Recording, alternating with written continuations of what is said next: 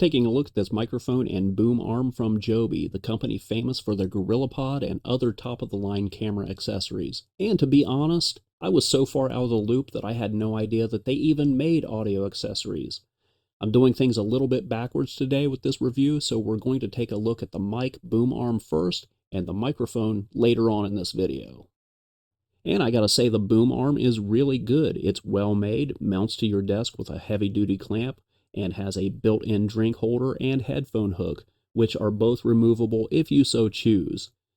Also included is this piece you can use to protect your desk if needed. The segments of the boom arm also include a cable track for hiding cables, plenty large enough for XLR, and these track covers can be switched out between red and black for your preference. The boom arm has a good reach and can support plenty of weight, so for example, if you wanted to use this as a desktop top-down camera rig, it should do the trick for most lightweight cameras with no problem.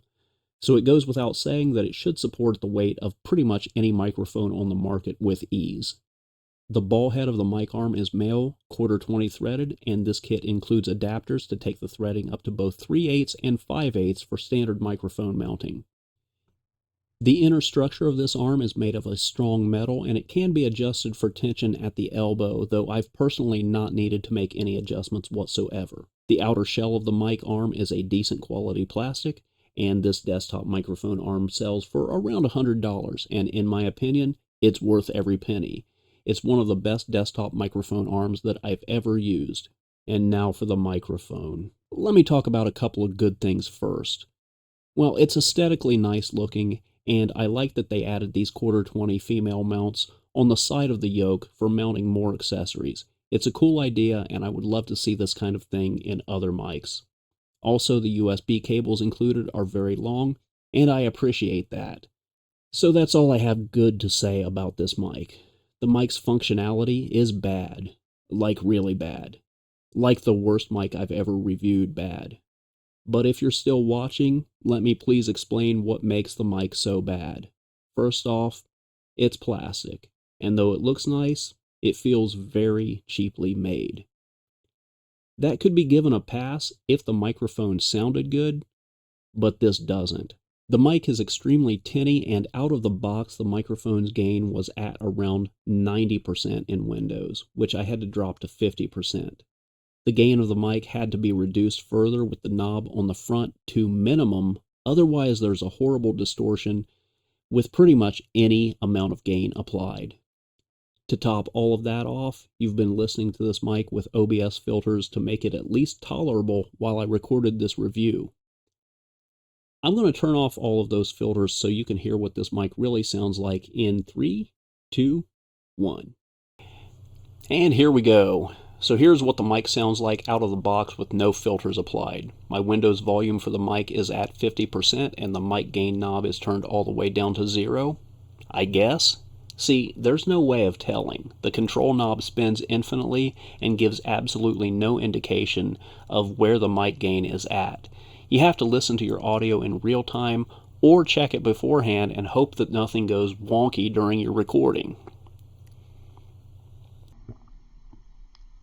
This mic is also extremely sensitive to external noises, hence I was using a noise filter in OBS, but for things like Zoom and Teams, you don't really have many options for audio processing.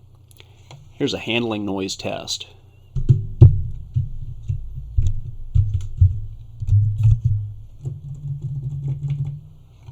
Listen as I switch control modes on the front dial, and by the way, when the light behind the knob is blue, it controls the headphone output volume level, and when it's purple, it controls the mic gain. Again, there's no indication for volume or gain levels.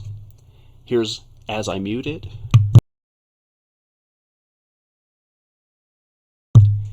Here's what it sounds like as I talk and type, and the keyboard is about a foot away directly underneath the mic. Here's a background fan noise test. I'm going to have the fan setting about 2 feet away from the mic off to the side.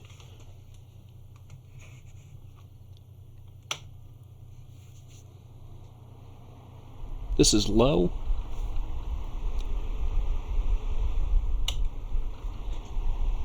This is medium. And this is high.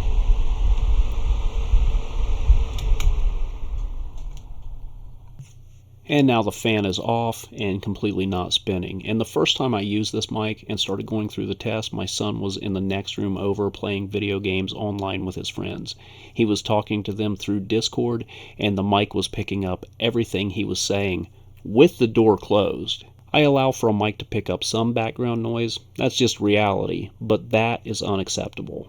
This button down here switches between cardioid mode and omnidirectional mode. Here's a quick sound test in omnidirectional mode.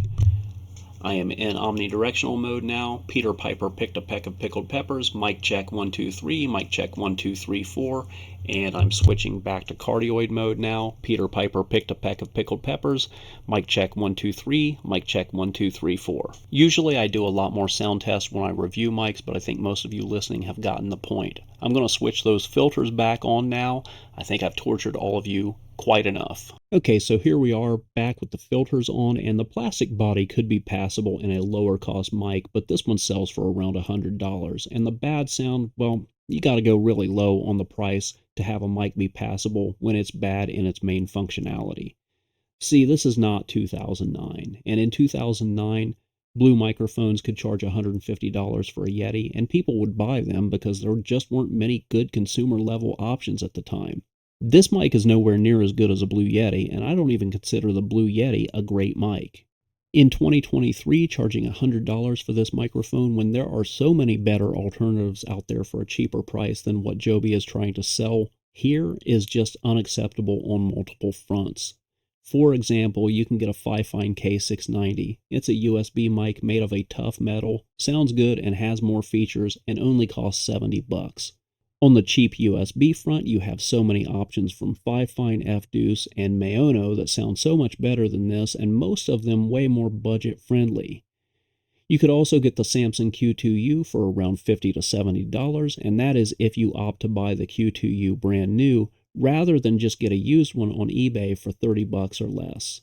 And my personal recommendation at this price point is just to pick up a cheap audio interface like the Behringer UM2 or some other alternative around $50 or less, and pair that with a Fifine K669C or K669D for $37, and you'll get a sound that is leaps and bounds ahead of this atrocity at a lower price. I just don't feel like Joby looked at any of the competition before pushing this mic out to market. It comes in very nice looking packaging, and I know you can't judge a book by its cover, but often when you're presented with good looking packaging media, you can expect a somewhat premium product inside. That's just not the case here.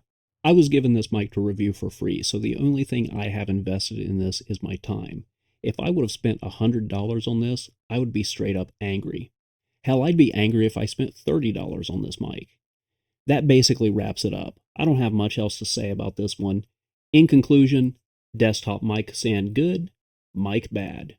Thank you for listening to me rant about this microphone, and I hope this video helped you make an informed decision on these products. And as always, thank you for watching.